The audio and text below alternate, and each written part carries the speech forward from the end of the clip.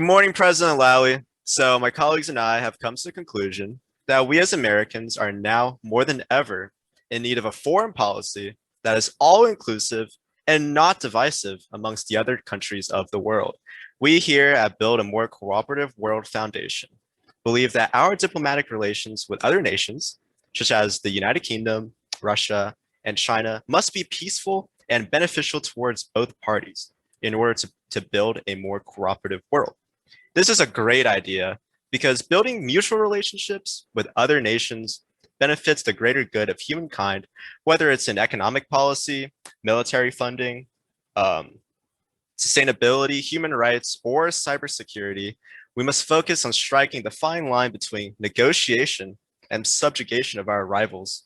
We don't want America to be on Russia or China's knees, but rather we want to work with them as partners in global relations.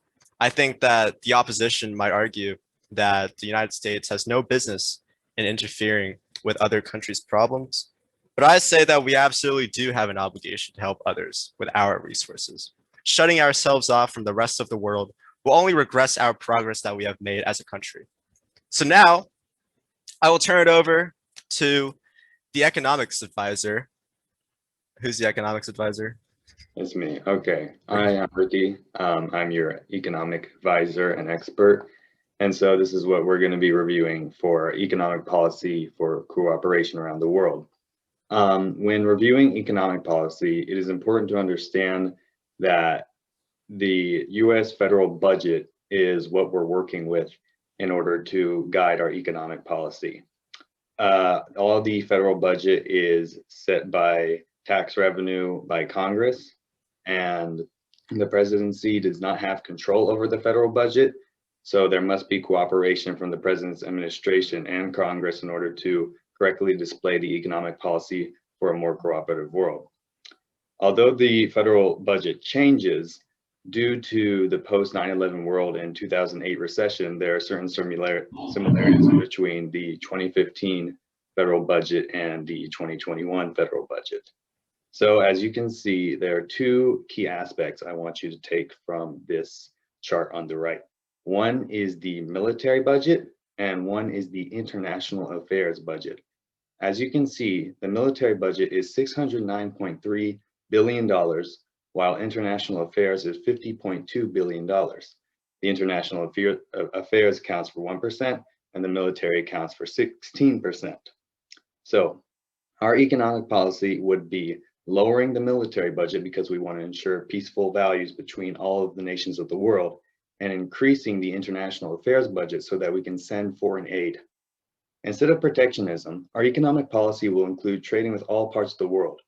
Instead of protecting domestic factoring, we will negotiate trade deals with all nations of the world in order to bring about peace. We will encourage trade and benefit the global market, and in times of economic distress with other countries, we will implement such actions such as the Marshall Plan in order to cooperate with these countries and coordinate with the United Nations and, most importantly, the World Trade Organization in order to amplify the economic inevitability of a global economy. Our most important economic policy will be negotiating with peaceful trade treaties, and focus on global cooperation for the advancement of the global economy as a whole. Now, can you go to the next slide?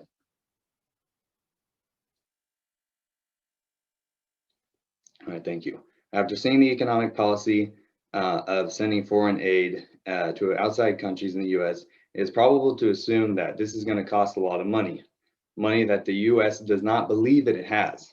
In order to pay for the economic foreign aid and investments we will put around the globe, we simply have to do one thing, which is tax the rich at a higher rate. In the United States, the national debt has risen and used to be a lot lower due to the entrance of Ronald Reagan's Reaganomics, or voodoo or trickle-down economics. From what our historian Robert has shown us, tax cuts for the ultra-rich increase the national debt and federal deficit. With no means this is bias, but this is just a fact. Because of this, we are unable to send foreign aid because of the low taxes on the rich. But with the combination of a low military budget high taxes on the rich. We can we can send federal aid to countries and institutions such as the United Nations, World Health Organization, World Trade Organization, and many other various international institutions.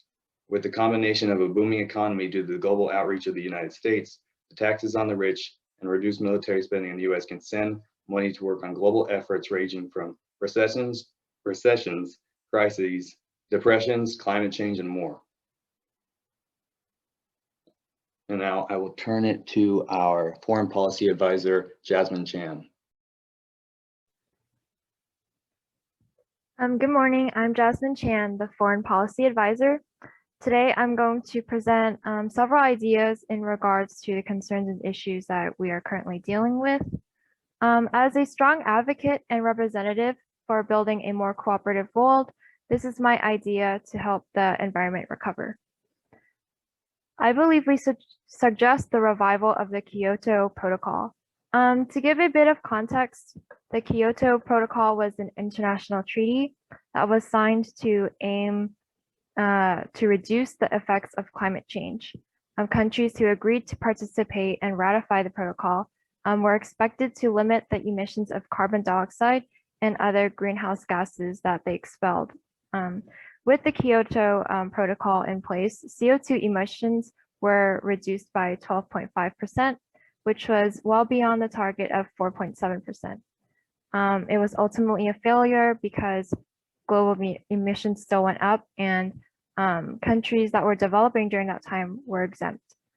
However, if the original version of the protocol is revised to include both developing countries and an effective emissions trading scheme, then with the cooperation of other nations, I believe there's still hope that global emissions can be reduced. We should also invest in green and solar energy to reduce the need for gas and oil for the electricity grid or cars. These steps will inevitably come into contact with oil trade, which we can deal with trade deals and negotiations. I believe we should also issue regulations and plant trees all across the world to launch a global effort to reduce deforestation. Next slide, please. These are my ideas to help promote and protect human rights. Firstly, we should consider collaborating with the Human Rights Watch organization because this organization investigates and reports on abuses happening all parts of the world, and they work to protect the most at risk. With the help of the Human Rights Watch organization, the US, along with other countries, can work towards building better global security. Secondly, we should also consider fully collaborating with the Global Food Banking Network Company. This company sustains, unites, and strengthens food banks, big and small. I believe with their assistance, we can help more than 40 impoverished countries around the world fight starvation. Lastly, we will focus on a global improvement on the rights of humans, not by force, but by economic aid in areas all across the world. Since I have several topics to discuss, I will have our economics expert assist with the rest of the remaining foreign policy topics. Ricky? All right, thank you, Jasmine. And this is all credited to your work. So moving on, this is our idea to promote health and public safety. We should promote COVAX and encourage non-participating nations to join. Some background on COVAX is that it's one of the 3 pillars of the ACT Accelerator Program. ACT stands for Access to COVID-19 Tools.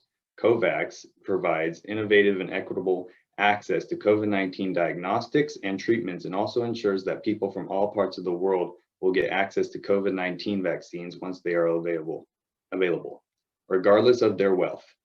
If we can urge non-participating countries to take part in this program, we can help those who are underdeveloped and in need of support to stimulate global equality. To support COVAX, we should also mobilize the Defense Protection Act to help the process of sending out vaccines and increasing vaccine supply among companies. Lastly, we should set up a pandemic response advisory board in the United Nations to discuss what measures can be taken to slow the spread of disease as a global effort. Next slide, please. And lastly, here are the ideas for cybersecurity, again credited to Jasmine. We should fully support the United Nations Department of Global Communications to dispel rumors, fake news, and messages of hate and division, and instead spread accurate information and messages of hope and solidarity. We should also fully support their newly launched COVID-19 communications response initiative that's based solely on science to fight misinformation. With their help, I believe we can create a safer cyberspace, not just on a national level, but on a worldwide level as well. Thank you. Next slide.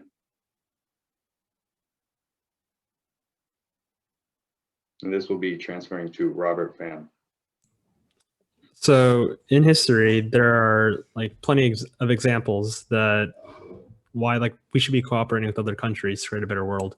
So like whether like they're allies or enemies, well, first of all, like allies being like on D-Day, by cooperating with the other countries, we were able to like launch the assault on Omaha Beach, which led to the end of World War II. But mostly for enemies, such as after World War II, we should have like hated Japan for attacking us first, but instead we like boosted them up, we propped up their economy, and then eventually like now like they're one of our strongest allies, and like they boosted the economy with companies like Sony, Toyota, and Nintendo.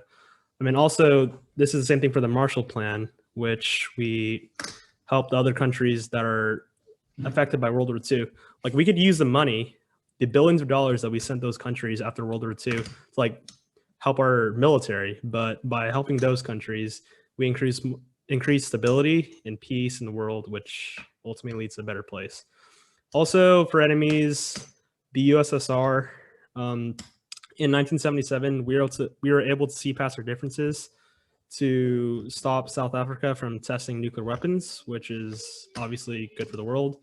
And modern projects such as the ISS and United Nations are essential to innovation and world peace, and which would not have been able to happen without cooperation with the US and other countries.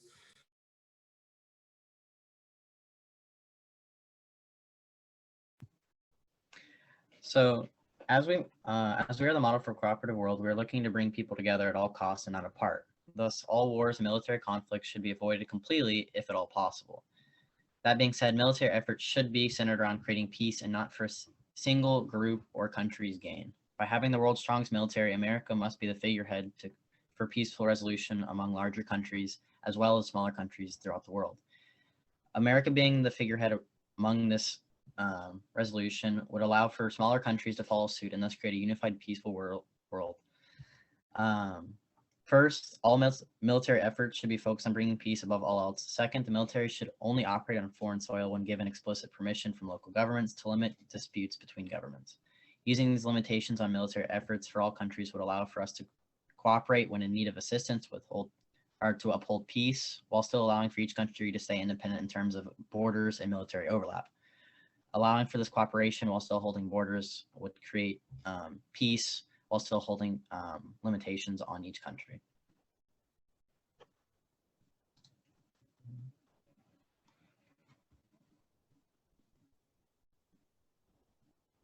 And these are citations. I think that actually, I don't know what I'm supposed to say here, guys. Are we done? Thank you for coming to our presentation. Thank you. Yeah, just thank you for coming to our presentation. I hope that the evidence that we have presented here in our presentation have convinced our president to enact these policies. All right, thank you. Thank you so much.